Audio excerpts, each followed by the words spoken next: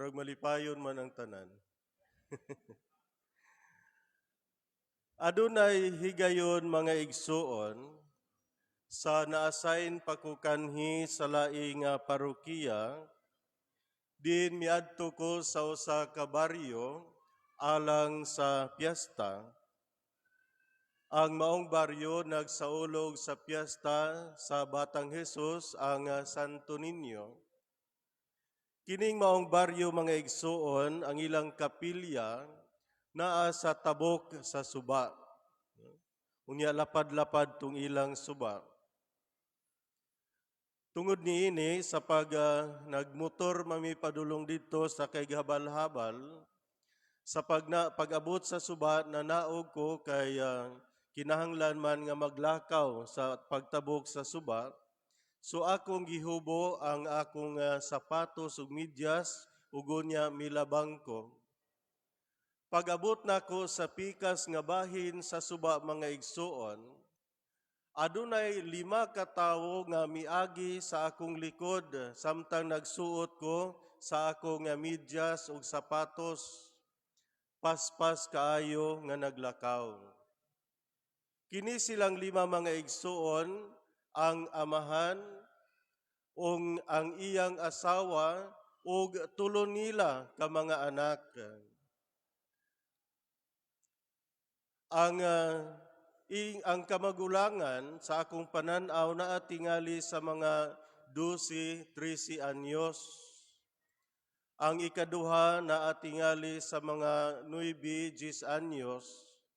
Ang ikatulo kamanghuran nga ilang kuyog naa tingali sa 6-7 anyos. Gamay pa kaayo.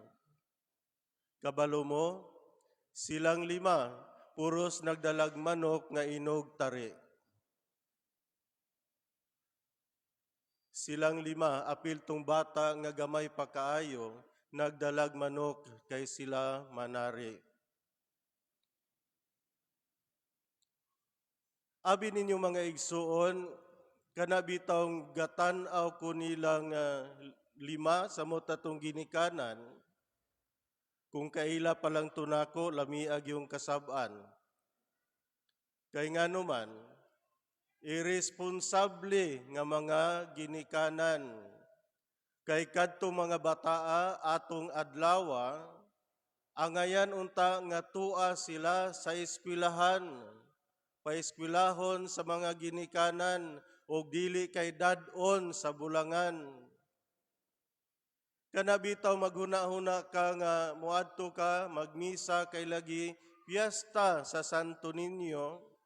Unya pag-abot sa ilahang kapilya, unya pag-abot didto imo makita ang inguniana nga klase sa panan-awon og sitwasyon, makaingon ka nganong gihimo pamangginikanan kining mga tawhana nga wala man makabalo sa ilang mga katungdanan, sa ilang responsibilidad ngadto sa ilang mga anak. Mga igsuon, adunay usa ka inahan nga nakita ra nako ni sa Facebook nga gipost, tingali atong milabayng tuig di nako sigurado. Nga kining inahan nagbasa siya og libro. Ang iyahang bata nga gamay pa kaayo naglingkod sa iyang tupad, naapoy libro nga iyaha nga dunay mga picture kay natural di pa man siya makabasa. Moto nga ang nagpost ato nga picture iyang gibutang didto ang nahitabo no sa pagkuha niya og picture. Iya diayng gipangutana ang inahan, unsa may gibuhat nimo ining imong bata, no? Kay niyon siya karong panahon na kalagmitan, ang makita nato nga mga ginikanan o mga bata bisan asa magdala man o magtagsa man og cellphone, di ba? Kay mao naman ay kanabitaw normal no alang sa mga tawo.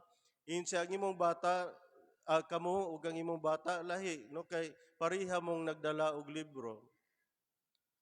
Ningon ang inahan mga igsuon, children do not necessarily listen, they imitate. No?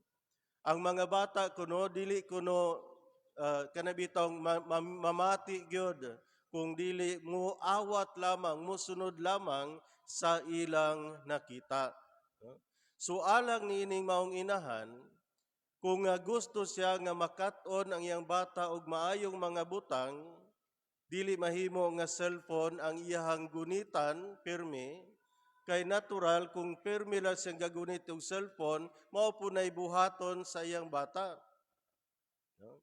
Bisan unsay buhaton bisan unsay itudlo sa ginikanan ngadto sa ilang mga anak, kung ang iyang gitudlo dili maoy iyang gibuhat, kadtong iyang gibuhat nga wala niya gitudlo, mao toy buhaton sa iyang anak, kay they imitate, sundo nila, awato nila kung unsa ang ilang nakita. Sumo na mga igsuon nga alang nako nang naning kong irresponsable nga ginikanan kadtong akong gihisgutan sa unahan, tungod kay ang ilang gitudlo sa ilang mga bata dili mao.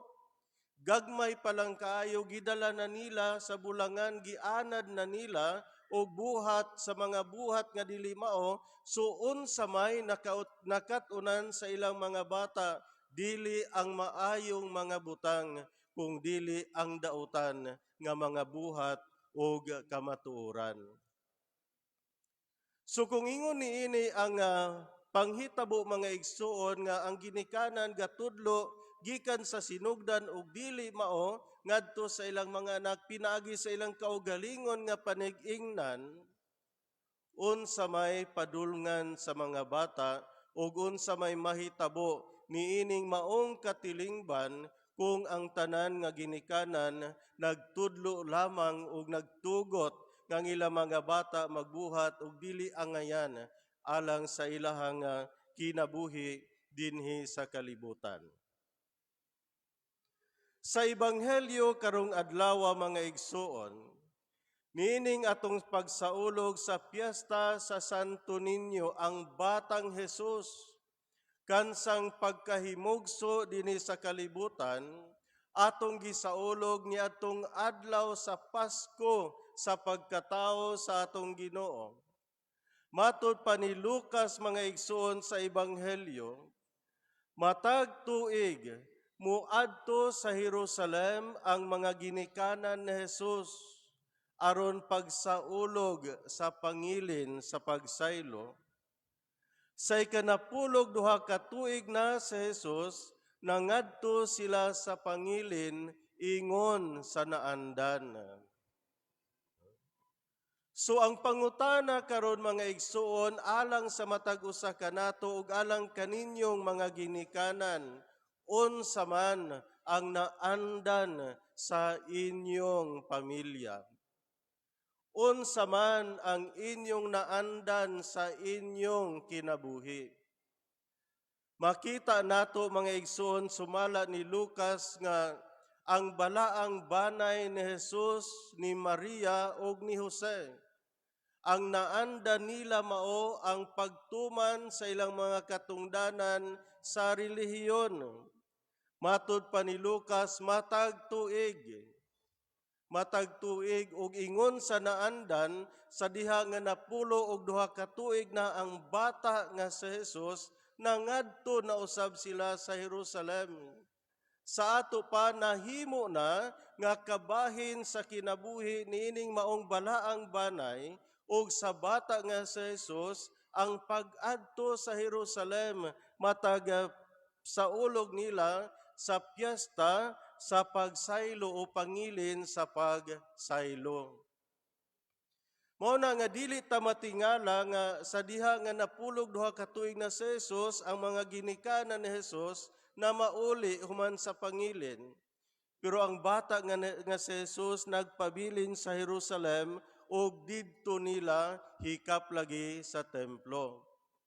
So sa ato pa, dugay naman si Jesus nga balik-balik dito sa Jerusalem, napulog duha ka tuig, to be precise, sa iyang kinabuhi, no?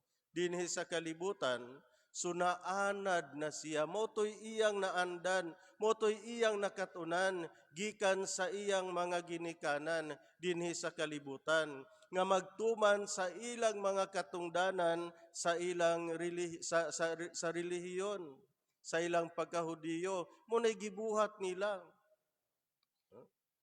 So angayan kini mga igsoon nga pamalandungan sa mga ginikanan usab karon. Kay ang mga ginikanan karong panahona kanabitang kinaiya nga gitawag og permissiveness, no? Kanabang sagdi na lang, no? Okay ra na, kuyog sa mga barkada sagdi ra, malipay ra sila, permissive, no? Nga kung mananghid ra ang mga bata bisan pag namakak sa ilang pagpananghid o sagdi ra, no? Kay nalipay ra ang mga bata, ila na ng kinabuhi. Unya, nalimot ang ginikanan nga aduna sila'y katungdanan sa pagmatuto sa mga bata diha sa pagtuman sa mga katungdanan sa pagkabinunyagan. Nga sila magdako nga mahigugmaon sa Dios labaw sa tanan o dili sa mga butang ni ining kalibutana lamang. Nindot kayong paminawon nga moingon ta nga nalipay ang mga bata sa ilang gibuhat kung asa sila padulong. Apan nganong dili man sila malipay diha sa Ginoo? Nganong dili man sila malipay diha sa ilang pagtuman sa mga buluhaton, sumala sa ilang pagtuo nga angayan unta nga itudlo, ipasa, ipaambit sa mga ginikanan ngadto sa ilang mga anak. So mga ginikanan kung ang inyong bata nalipay sa mga butang nga walay kalambigitan sa pagtuong Kristohanon sa ilang pagkabinunyagan, aduna kamoy kapakyasan sa inyong pagmatuto niyanang maong mga anak.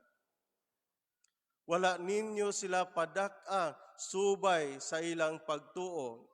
Sa simple nga pagkasulti bilang ginikanan, nahimo kamo nga bakakon. Nganong bakakon man? Sa higayon nga gibunyagan ang bata, gipangutana kamo kung padakon ba ninyo mo, saad ba kamo nga padakon ang bata nga magsubay sa pagtuo? Maligon diya sa pagtuo, magtuman diya sa mga katungdanan sa pagkabinunyagan, ni saad kamo, niingon kamo, oo. Unya nagdako ang bata nga layo sa Ginoo, asa man ang inyong gisaad.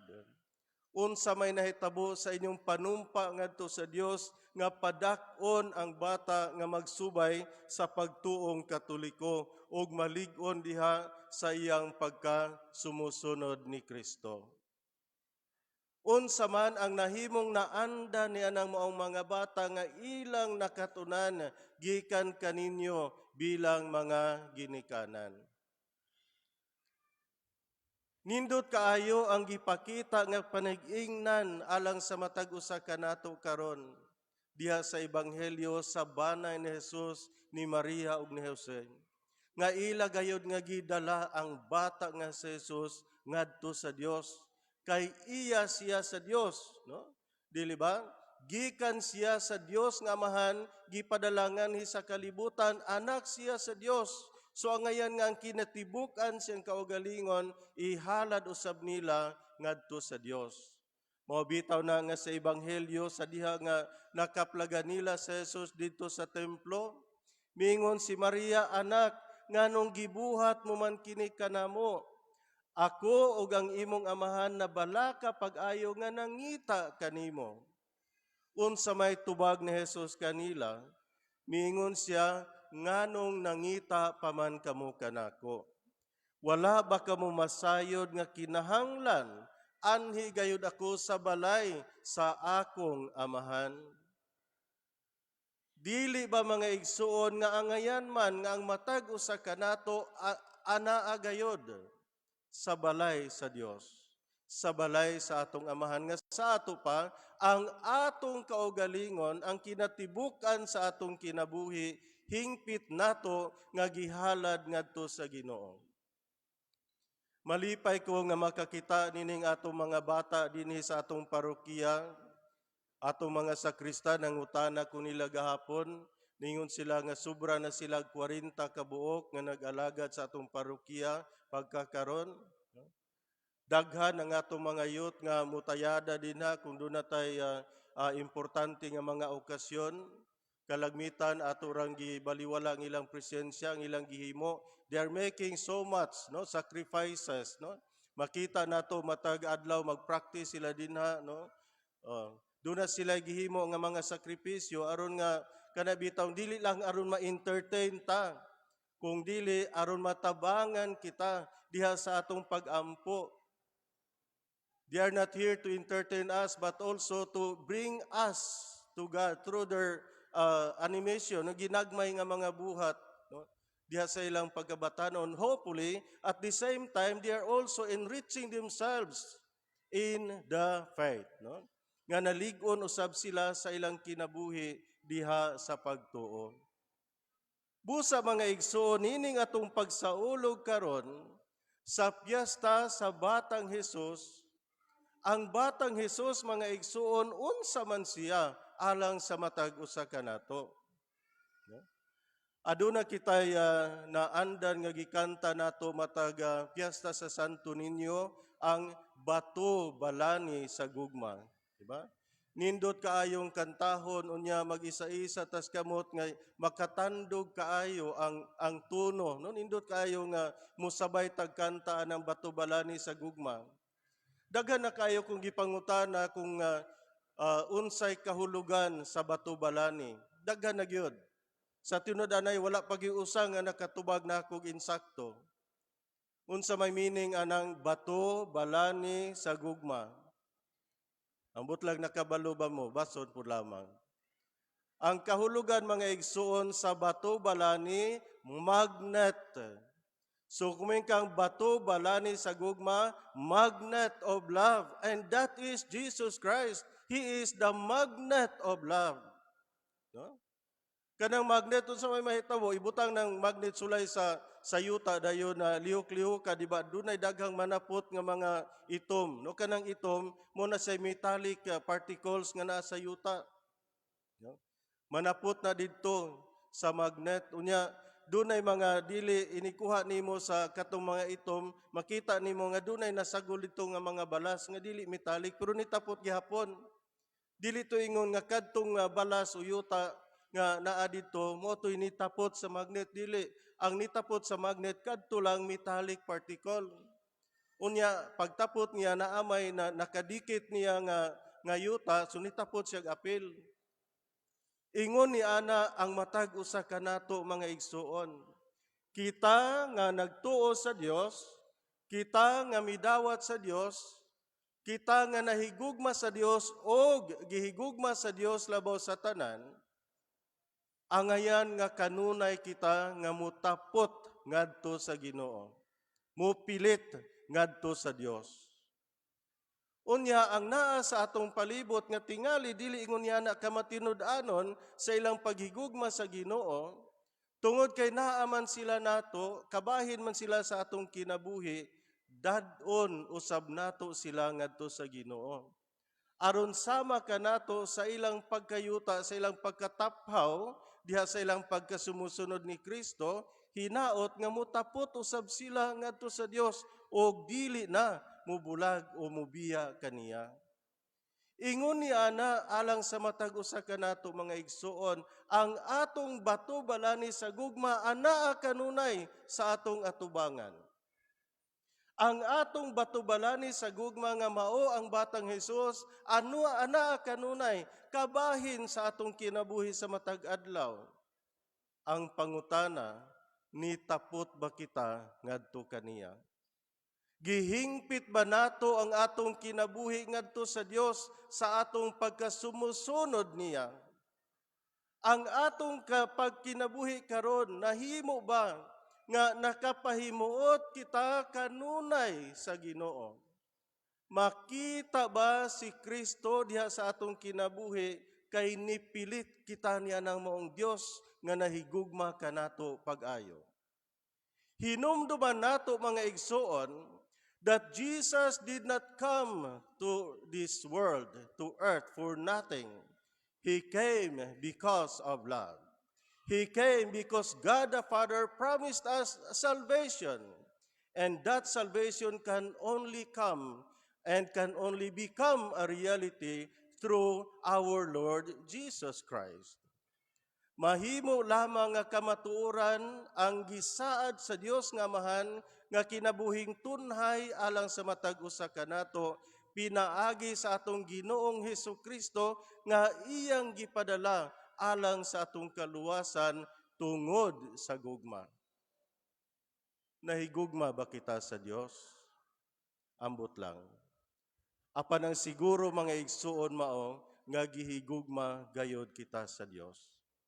Kay kung wala pa kita higugmaa sa Dios, dili niya ipadala ang iyang bugtong anak alang sa matag usa kanato.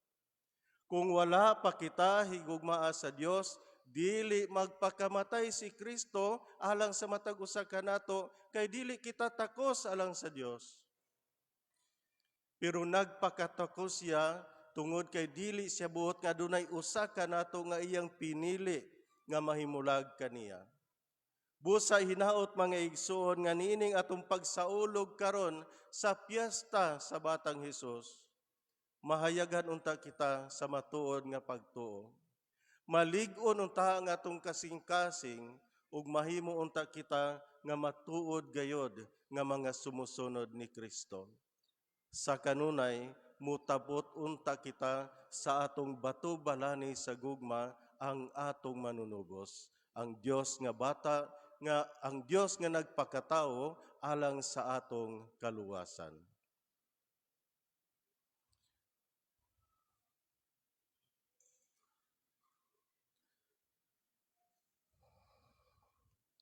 Palihog manindog.